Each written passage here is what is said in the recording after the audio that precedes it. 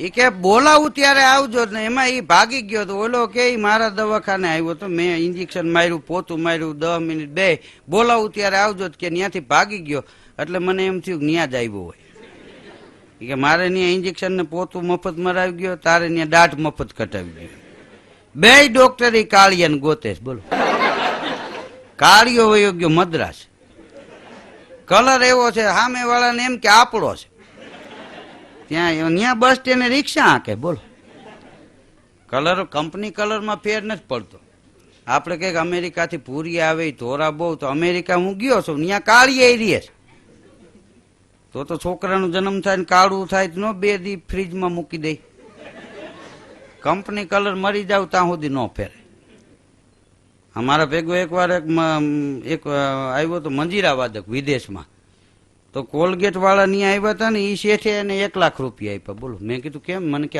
દાંત કાઢે તમારા કોલગેટ ની જાહેરાત થાય ને અને હા જે દાંત કાઢે ત્યારે જ ખબર પડે કે સામે કોક ઊભું છે નહીતર ખ્યાલ ન આવે બોલો દવાખાને એક ભાઈ ગયા દાંત બતાવવા ડોક્ટર ને કે આ દાંતમાં દુખાવો બહુ છે તે ડોક્ટરે તો આશ્વાસન આપ્યું કે તમારા દાંત સારા છે પણ શું અરે કે દાંત સારા છે પણ ડોક્ટર એમ કરે બોલો કે પણ એટલે કે દાંત સારા છે પણ પેઢા સડી ગયા છે માટે કાઢવા પડશે હવે એ તો ચોખ્ખું કહી દો કાઢી નાખવા તો એમાં ક્યાં વાર લાગે એમ અમુક વાત લાંબી કરે અમારા ગામના એક બાપા દવાખાને ગયા ને ડોક્ટરે પૂછ્યું શું ખાતું છે ઈ કે તું નહોતો 3 ધક્કા ખાતા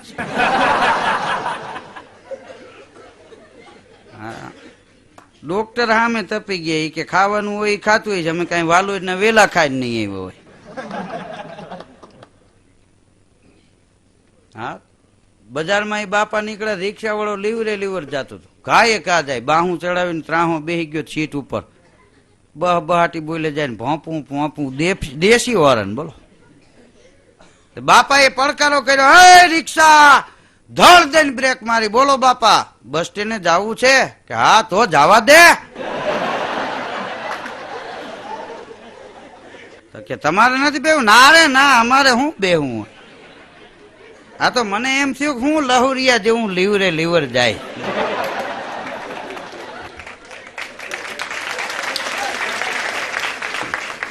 એ કે મને વેમ તો હતો કે જાય છે એ દેશ માથે એટલે ન્યા જ જાતો હોય પણ છતાં જીવ છે ને પૂછાઈ ગયું હવે બાપા વીઆઈપી હોટલમાં કરી ગયા વેઇટરો બધા બેઠા હતા તે બાપાએ વેઇટરને કીધું એલા જમવાનું તૈયાર છે કે હા તઈ જમી લ્યો શું ગબી જેવા મોઢા કરીને બેઠા છો છતાં માલે મરી જાય આખા ગામને ઘગલાવી જાય બોલો હા ડોહો આવે દુઃખ ઉપડે ડોહો બેહે ન્યા દુઃખ થાય ડોહો જે શેરીએથી સંચડે એ શેરી પછી હાલત ડોલક થાય અને ખરેલના કાંઠાની માંડીને બેઠા હોય ખરેલનો કાંઠો એ આપણો દેશી શબ્દ છે કે બંધાણી ખરેલમાં અફીણ ખૂટે પછી થોબો પી જાય ને પછી તરાહની વાતો કરતા હોય ભીમ 9 તેરી રમ્યો તો કે એક હાથમાં 9 હાથી ને એક હાથમાં 13 હાથી લઈને ઉડાડ્યા તે શૂન્ય અવકાશમાં વયા ગયા હજી ખોખા પડ્યા નથી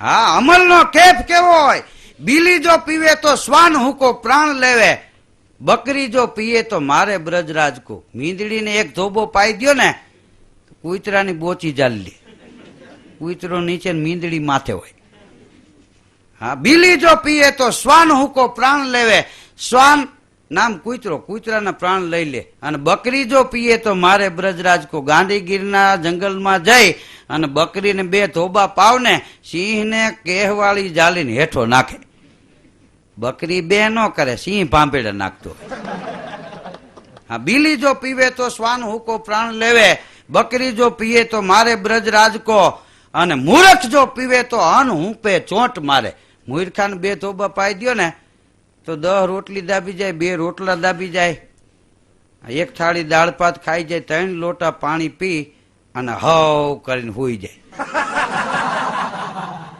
હા મૂર્ખ જો પીવે તો અનહૂપે ચોટ મારે અને ગધા જો પીએ તો મારે ગજરાજ કો ગધેડાને 3 ધોબા પાઈ દો ને તો હાથીને પાટું મારીને પાડી નાખે ડુંગરનું ટૂંક ખળેલે ને એમ હેઠો નાખી દે. બીલી જો પીવે તો શ્વાન હુકો પ્રાણ લેવે, બકરી જો પીવે તો મારે બ્રજરાજ કો, અને મૂરખ જો પીવે તો અન્ન હુપે ચોટ મારે, ગધા જો પીવે તો મારે ગજરાજ કો, ચાતુર જો પીવે તો સુંદરી કી સેજ રમે, સુંદરી જો પીવે તો ઉઠી જાય કાજ કો, કહે કવિ શિવ સંગ કસુંબા કો એસો રંગ, ચીડિયા જો પીએ તો મારે ઉડી બાજ કો. હા, ખરેલેથી ખોબે ત્રબક ત્રબક પડતું હોય, ખોબેથી ધોબે. અરે કપાસિયાનું ભરેલું ગાડું હોય, બળદ વિનાના ગાડાના ઠાઠામાં એક ધોબો મારીને ઠપકારો ને તો અહીંથી હાપર સુધી ગાડું જાય હરડાટી મારે વગર બળદે. આ તો બંધાણીને રાજી કરવાની વાત છે, કોઈ અખતરા કરતા નહીં. આ કરવા જેવું નહીં. હા, બે બંધાણી અમલ પી ગયા હતા. એ કે ભાઈ અમલ કાંઈ આજકાલનો નથી. તો એ કે રામાયણમાં જયારે લંકામાં યુદ્ધ થયું અને લક્ષ્મણજીને જયારે મૂર્છા આવી ત્યારે બધાયની મતી મુંજાઈ ગઈ કે હવે શું કરવું, કે આ સંજીવની લેવા જવું છે. ત્યારે હનુમાનજી મહારાજ ઉભા થયા કે કોઈ કામ ન કરે લાવો મારી પાસે, હું ન થાય. હનુમાનજી મહારાજ કે ગયા દ્રોણાચલ પર્વત ઉપર અને જઈને જોયું ને તો બધાય જાળવા એક જ હરકા. રાવણે જાળવે જાળવે દીવા કરી નાખ્યા હતા. મૂંઝાણા, હવે શું કરવું. એ કે પછી ડુંગરો ઉપાડવાની કોશિશ કરી. આ બંધાણી વાત કરે કે ડુંગરો હલ્યો ને હનુમાનજીને બે કુંકારા આવી ગયા. ભારે કરી કે અને હવાર પડી જાય અને સૂરજ ઉગશે તો લક્ષ્મણ જતીનું મૃત્યુ થાય, મારા રામના દુઃખના પાર નહીં રહે. એટલે હનુમાનજી મહારાજે ભગવાન ભોળિયાનાથને યાદ કર્યા. જટા મુકુટ રૂંડ ઝુંડ ટુંડ શિખર પાળનું, અરૂપ અંગ રંગ જંગ સંગ ફૂલ જાળનું, ત્રિવિધિ પાપ તાપના હંમેશ દુખડા હરો, કેદારનાથ સાથમાત પાર્વતી દયા કરો. અને ભગવાન ભોળોનાથી કે પ્રસન્ન થયા. કોણ કે છે? બંધાણી, બીજા બંધાણીને. બોલો હનુમાનજી મહારાજ શું કામ છે? અરે કે આ ડુંગર ઉપાડવો છે. ઉપડતો નથી. પછી કે ભોળાનાથે જોડીમાંથી 1.5 કિલાની અફીણની કાકરી આપી હનુમાનજીને, આ લગાવો ને પછી ઉપાડો. ઈ કે હનુમાનજીએ ઈ કે 1.5 કિલાની 2 કાકરી ઠપકારીને પછી હળપ દઈને પર્વત ઉપાડ્યો, ઠેકડો મારીને આ બાજુ. બોલો, આ ખરેલના કાંઠાની કહેવાય. એને પોતાને ખબર ન હોય. હા, જોકે આ તો વ્યસન છે એટલા હારા નથી. બાયુને ફેશન નડે છે, પુરુષને વ્યસન નડે છે. અટાણે ઝીણા ઝીણા છોકરાએ જોવો ને તમે, ગુટકા મોઢામાં નાખીને બેઠા હોય, પછી મોઢા ખુલતા નથી, ચકલી બેઠી હોય એવા લાગે. ખ્યાલ ન આવે. બાપો મરણ પથારી તો નહીં કે તુલસી, છોકરા તુલસીના પાન તોડીને લેવા, ઈ નહીં ગુટકા તુલસી.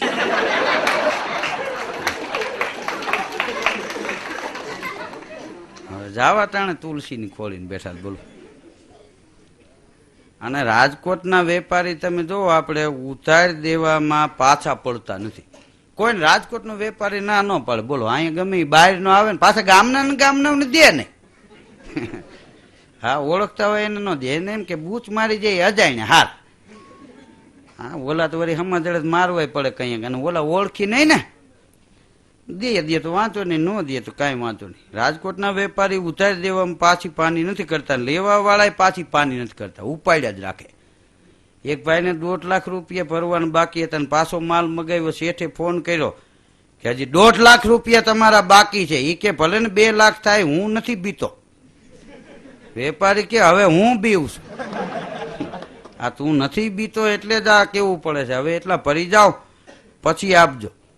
દેણું વધી ગયો ને એક જણો ડેમમાં પડ્યો. બોલો, ન્યાય પોલીસ ખાતું એટલે કોલેજની પરીક્ષા લેવાની હતી ને, એટલે પોલીસ ખાતું ની SRP હતા, પણ આ ડેમમાં પડ્યો ને વાહે SRP વાળો પડ્યો.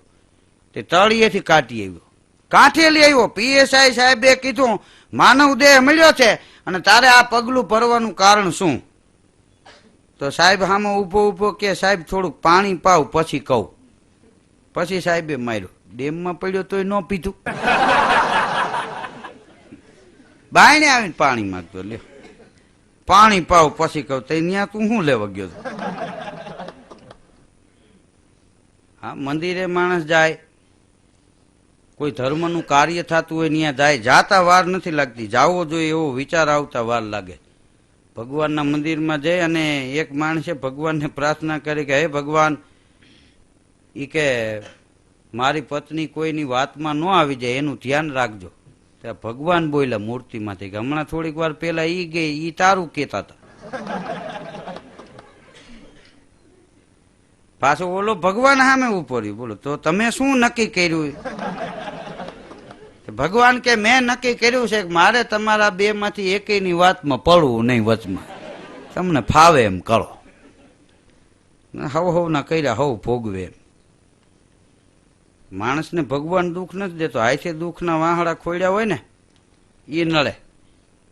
ગીરના જંગલમાં જાવ તમને મજા આવે એનું કારણ શું છે કે કુદરતી વાતાવરણ ભગવાને 18 પાર વનસ્પતિ ગાંડી ગીરમાં ખડી કરી દીધી એટલે આપણને મજા આવે. જંગલનો રાજા સિંહ, ત્યાં ચૂંટણી નથી થઈ હજી, એક જ રાજા.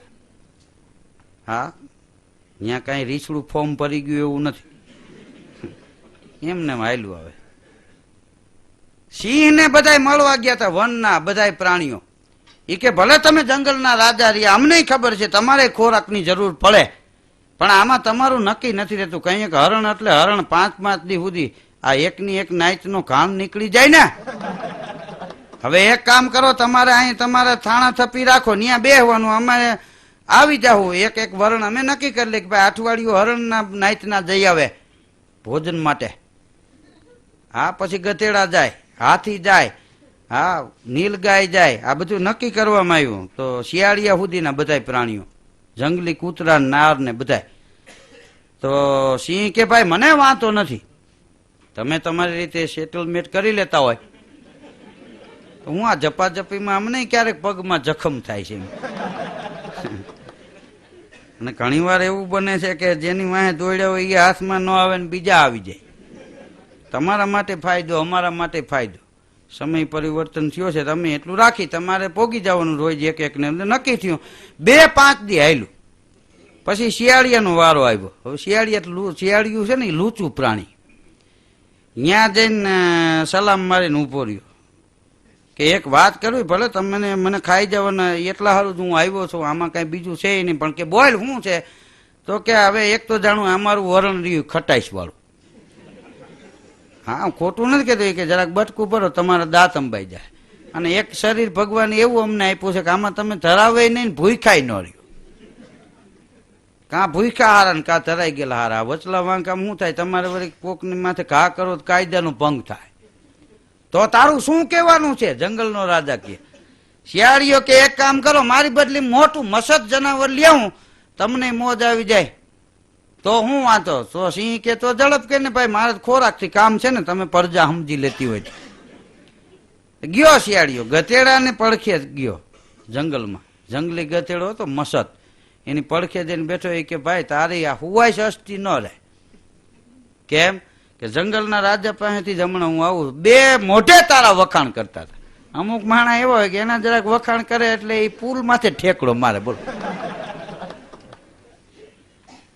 આખા જંગલમાં આટલા પ્રાણીઓ છે પણ જંગલનો રાજા એ 2 મોઢે તારા જ વખાણ કરતો હતો. બોલ, પણ શું છે અરે કઈક કે આમાં હવે કઈક આપણે કેમ આટલું આ અટકાવ્યું કે હવે તમારે શિકાર કરવા નહીં જવાનું, અહીં આવી જાય. એમાં હજી કઈક કમિટી બીજી બનવાની છે અને એમાં પ્રમુખમાં તને રાખવો એવું જંગલના રાજા કહેતા. અને અહીંયાથી જ આવેલો મને કે ભેગો થાય તો એને અહીં મોકલજે, પણ હવે હું આવ્યો છું તો તને મોકલવા કરતા હાલ હું જ લેતો જાઉં તને, એમ કરીને ગધેડાને ઉપાડ્યો.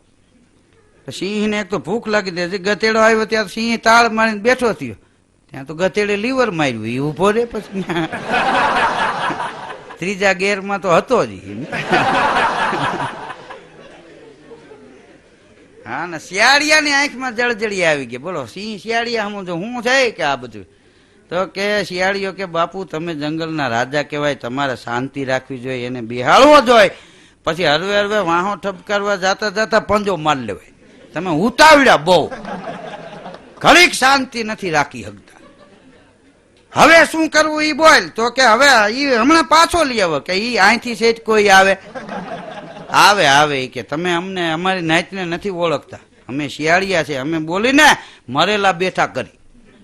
1 વાર જવા દો. તો કે જા ઝડપથી આવજે. ગધેડો ભાગીને ગયો તો ન્યા વાહે શિયાળીઓ ગયેલા કે તમે બીકણા બહુ.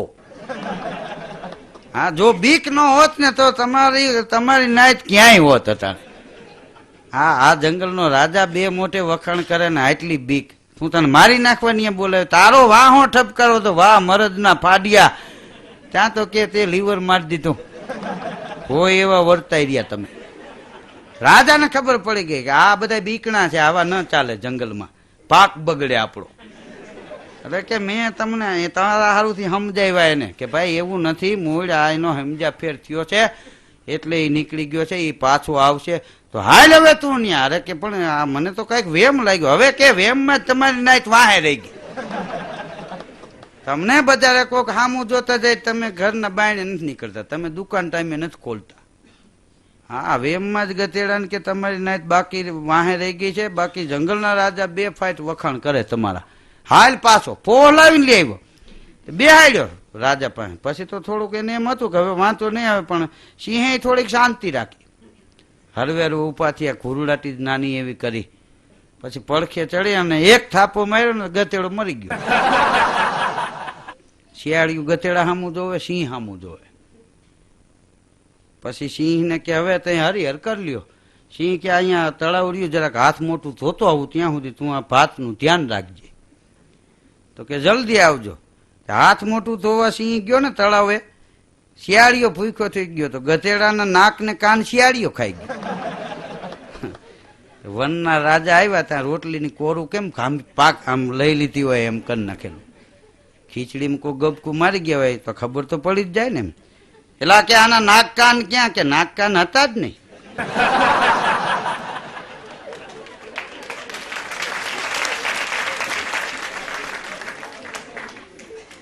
સિંહ તપી ગયો. એ કે ભાઈ અમે જંગલના રાજા છીએ, એમને એમ કાંઈ અમે આ જંગલમાં એટલી સત્તા જમાવી નથી બેઠા. તું અમારી યારે બનાવટની વાત કરે. ગધેડા નાક કાન ન હોય એવું બને. એ કે બાપુ એવું નથી, આખી નાચ ને ન હોય એમ નહીં, પણ આવા અમુક ને ન હોય.